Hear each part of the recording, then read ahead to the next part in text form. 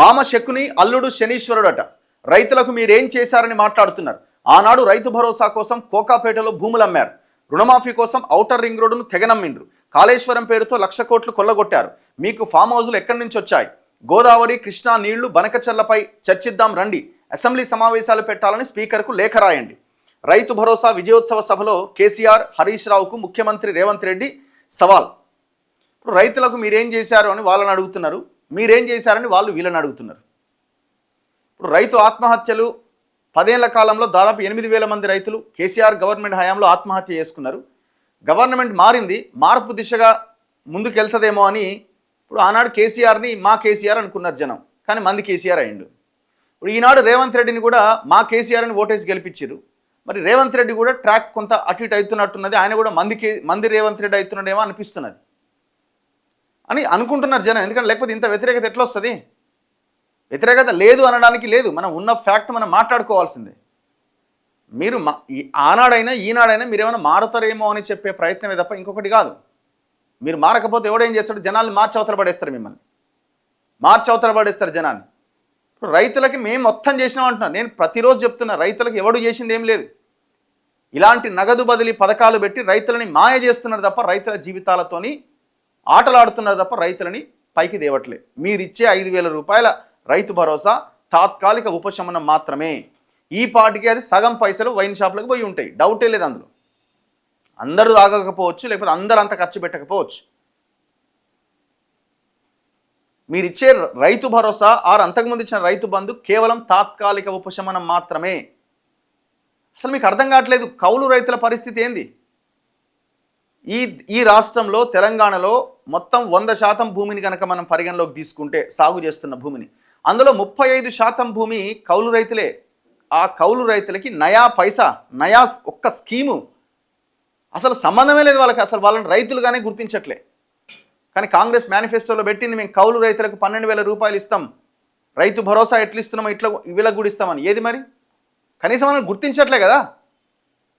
కాస్తు కాలం తీసుకొస్తామన్నారు, ఏది ఏమైంది? దీని గురించి మాట్లాడాలా. మీరిచ్చే డబ్బులు భూమి ఉన్న వాళ్ళకి, భూమి లేని వాళ్ళ సంగతి. ఇప్పుడు కమెంట్స్ సెక్షన్ ఓపెన్ చేస్తే అదే కనిపిస్తుంది. వాళ్ళ జనాలు అదే, భూమి లేని వాళ్ళ మా పరిస్థితి ఏందని. 35% భూమి కౌలు రైతులే సాగు చేస్తున్నారు. ఇందులో 20% మంది అసలు భూమి లేదు వాళ్ళకి. ఇక మిగతా 10-15% మందికి ఎకరం ఉంటే 2 ఎకరాలు, 2 ఎకరాలు ఉంటే 3 ఎకరాలు ఇట్లా కౌలుకు తీసుకొని చేస్తున్న వాళ్ళే ఉన్నారు. వాళ్ళకి రైతు బంధు, రైతు భరోసా, రుణమాఫీలు ఇవన్నీ రావు, లోన్లే రావు. 2011 కౌలు రైతుల చట్టం ఉంది ఉమ్మడి ఆంధ్రప్రదేశ్లో. ఈ తెలంగాణలో దాన్ని బొందబెట్టిండి కేసీఆర్. మరి ఈయనన్న దేవాలి కదా. అది అయిపోయిందా? తెలంగాణలో 25% ఆఫ్ ల్యాండ్ కాంట్రాక్ట్ వ్యవసాయం నడుస్తున్నది.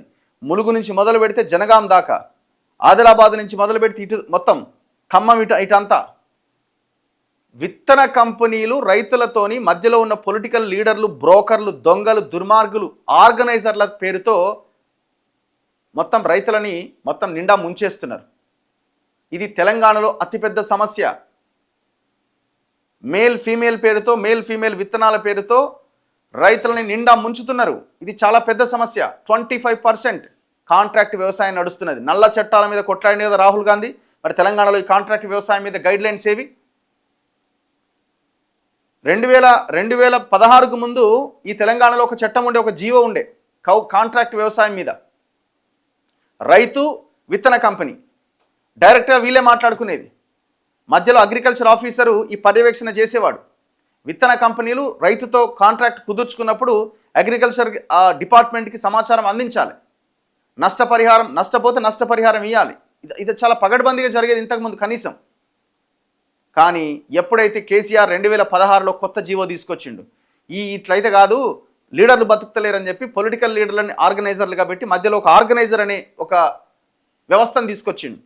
దీని ద్వారా రైతుల నోట్లో మట్టి కొట్టిపడేసిండు. ఆ ఆర్గనైజర్లు పొలిటికల్ లీడర్లు మొత్తం బ్రోకర్ లెక్క తయారై రైతులను నిండా ముంచుతున్నారు. వాందే ఫెర్టిలైజర్ కంపెనీ, వాడే ఆ విత్తన కంపెనీతో మాట్లాడుకుంటాడు. అసలు రైతుకు సంబంధమే లేదు. ఈ అగ్రికల్చర్ ఆఫీసర్లని ఏదో ఒకటి మాయ చేస్తున్నారు.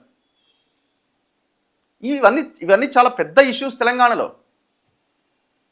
వరికి ప్రత్యామ్నాయంగా ఆయిల్ పామ్ మీద దృష్టి పెట్టినామని కేసీఆర్ ఆనాడు చెప్పింది. ఇప్పుడు తుమ్మల నాగేశ్వరరావు, తుమ్మల అంటే ఆయిల్ పామ్ అంటే తుమ్మల అని. ప్రియూనిక్ అనే కంపెనీ ఆయన కొడుకే చూస్తాడు అనుకుంటున్నాను నేను. Tummala Nageswara private company. ఈ కంపెనీ చేస్తున్న అరాచకం అంతా ఇంత కాదు.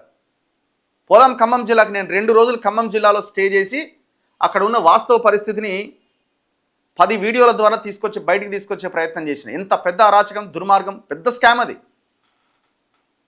మొత్తం నకిలీ విత్తనాలు తీసుకొచ్చి విదేశాల నుంచి వాటిని నర్సరీల్లో పెంచి ఆ ఎదగని మొక్కలని ఆ మొక్కలను రైతులకు ఇస్తే రైతులకి 4 ఏళ్ల తర్వాత తెలుస్తుంది. ఎందుకంటే 4 ఏళ్ల తర్వాతనే క్రాప్ స్టార్ట్ అవుతుంది అండి. ఆయిల్ పామ్ది 4 ఏళ్ల తర్వాత ఇది ఆఫ్ టైప్ మొక్కలు, ఇవి పెరగని మొక్కలని తేలిన తర్వాత రైతు తలకాయ పట్టుకోవడం తప్ప ఏముంది.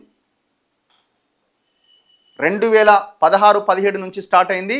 తుమ్మల నాగేశ్వరరావు నేను అక్కడ ఖమ్మంలో ఉన్నప్పుడు ఫోన్ చేస్తేనే ఆనాడు లేను కదా అంటాడు. ఆనాడు మీరే ఉన్నారు, అపోజిషన్లో ఉన్నా అధికారంలో ఉన్నా మీరే మొత్తం వ్యవహారం నడిపింది. ఇవన్నీ రైతాంగం ఎదుర్కొంటున్న ప్రధాన సమస్యలు. పంటల బీమా పథకం లేదు, ఫసల్ బీమా యోజన కేంద్రం అమలు చేస్తున్నది, అది గొప్పగా లేకపోవచ్చు. దానికి మరి ఇంకేదన్నా యాడ్ చేసి ఇంకో కొత్త పథకాన్ని తీసుకురావచ్చు కదా. ఆ ప్రయత్నం ఎందుకు జరగట్లే? 1.5 year అవుతుంది మీరు అధికారంలోకి వచ్చి. కేసీఆర్ వదిలేయండి, వాళ్ళ పని అయిపోయింది. మీరేం చేస్తున్నారో దయచేసి ఆన్సర్ చేయండి.